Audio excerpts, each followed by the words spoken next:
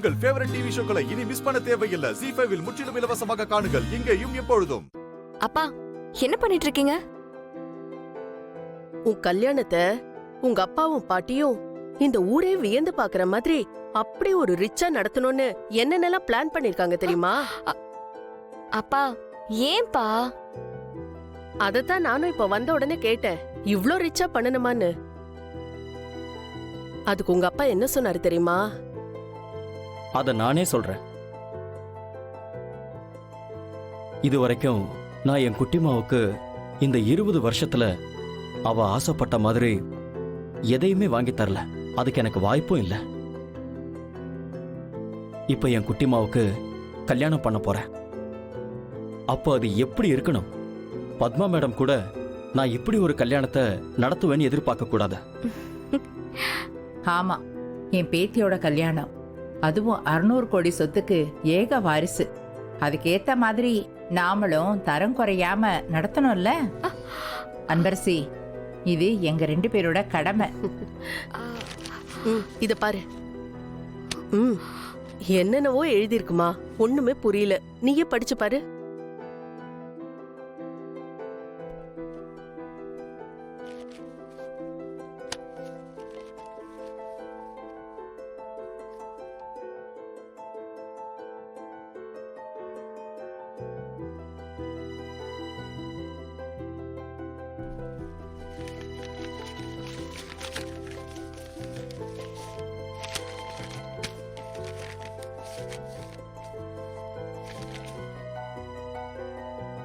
அப்பா, 300 பவுனா? ஆமாம்மா, 500 பவுன் போடணும்னு தான் நினைச்சேன். ஆனா உன் பாட்டி தான் கல்யாணத்திலே செய்யாம கல்யாணம் முடிஞ்சதுக்கு அப்புறம் தலை தீபாவளி இருக்கு, அதுக்கு நிறைய ஃபங்க்ஷன்ஸ் இருக்கு, அப்போ மிச்சம் இருக்கிற பவுனையும் போடலான்னு சொல்லியிருக்காங்க. ஏன்னா கல்யாணத்துல கண்ணு பட்ட மாதிரி ஆயிடக்கூடாதுல்ல.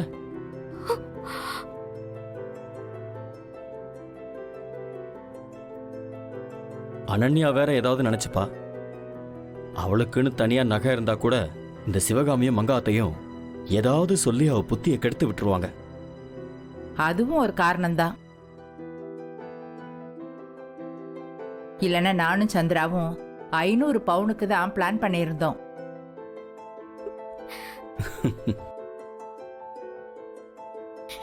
ஏன் பாட்டி, எனக்கு இவ்ளோ தேவையா? எனக்கு இது எல்லாத்தையும் விட நீங்களும் அப்பாவும் தான் எனக்கு மிகப்பெரிய சொத்து. உங்க 2 பேரையும் விட எனக்கு இந்த நகை, பணம், காசு இது எதுலயுமே விருப்பமே இல்லை. அதுதான் என் குட்டிமா. என் குட்டிமா இப்படி சொன்னா அதுக்குன்னு நான் செய்யாம இருக்க முடியுமா? என் குட்டிமாவோட கல்யாணம் எப்படி நடக்கணும், அது என்னோட பல வருஷ கனவு குட்டிமா. அப்பா,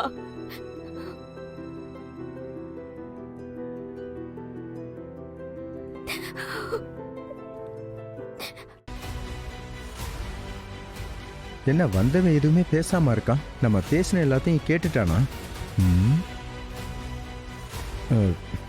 விஸ்வா, டேய்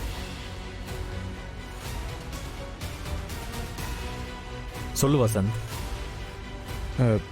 டேய், என்னடா நான் கூப்பிட்டுக்கிட்டே இருக்கேன், நீ எதுவும் பேசாம இருக்க?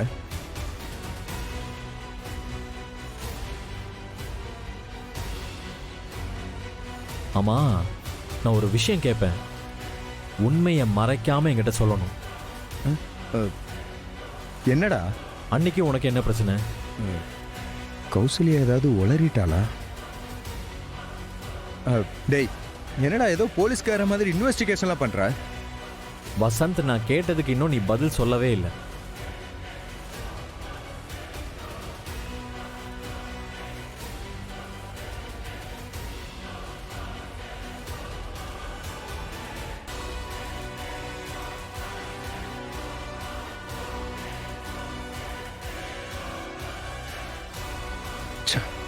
அந்த கௌசல்யா என்னத்தை உளறி வச்சான்னு தெரியலையே.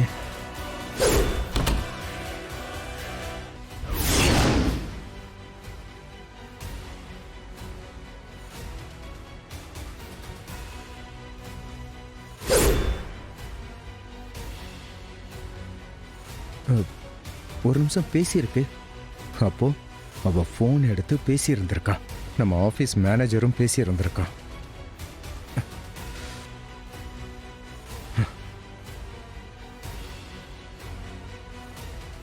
வசந்த்,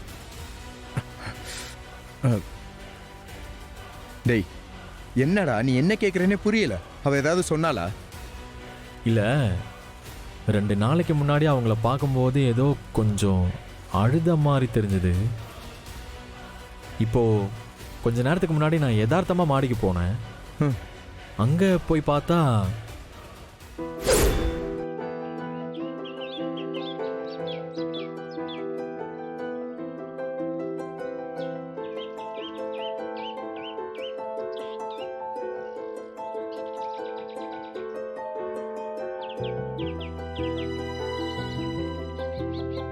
அண்ணி, அண்ணி,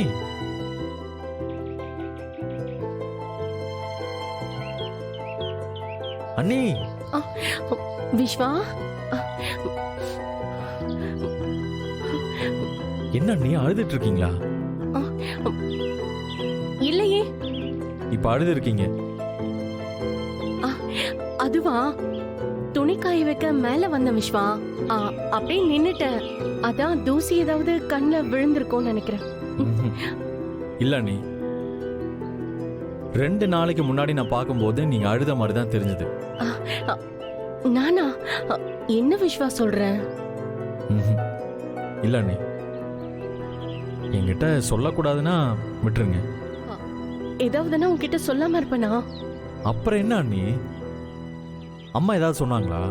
ஐயோ, சாச்சா, அத்தை போய் என்ன சொல்ல போறாங்க? அதெல்லாம் ஒண்ணும் இல்ல. அப்போ வசந்த்,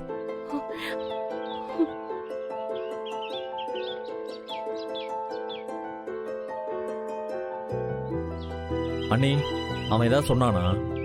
இல்ல விஸ்வா. ஐயோ, நான் போய் அத்தைக்கு டீ போட்டு கொடுக்கணும். நான் போறேன். அண்ணி, சம்திங் ராங். அண்ணி எதையோ மறைக்கிறாங்க. அவங்க சொன்னதை வச்சு பார்க்கும்போது நீ தான் அவங்க கிட்ட ஏதோ பிரச்சனை பண்ண மாதிரி தெரியுது. அப்படி ஏதாவது பண்ணிட்டு இருக்கியாடா? டேய் நீ ஏன் ஏதோ ஒன்று நினச்சிட்டு வந்து கேட்டுக்கிட்டு இருக்க? அவளை நான் என்னடா சொல்ல போகிறேன்? இல்ல, அவங்க அழுதாங்களே அதான். டேய் அவ திருநாய் செத்தா கூட அழுவா. அவளை பற்றி உனக்கு தெரியும்ல. அவங்களும் சொல்லல. இப்ப நீயும் எதையோ மறைக்கிற மாதிரி தெரியுது. இருந்தாலும் சொல்றேன், அவங்க உனக்காக அவங்க குடும்பத்தையே விட்டுட்டு படி இறங்கி வந்தவங்க வசந்த். அதெல்லாம் நீ எனக்கு சொல்லணுமாடா? அவளுக்கு இங்கே என்ன பிரச்சனை? பிரச்சனை வந்துடாம பாத்துக்க. சரி அதை விடு. அன்பரசு என்ன சொல்றா?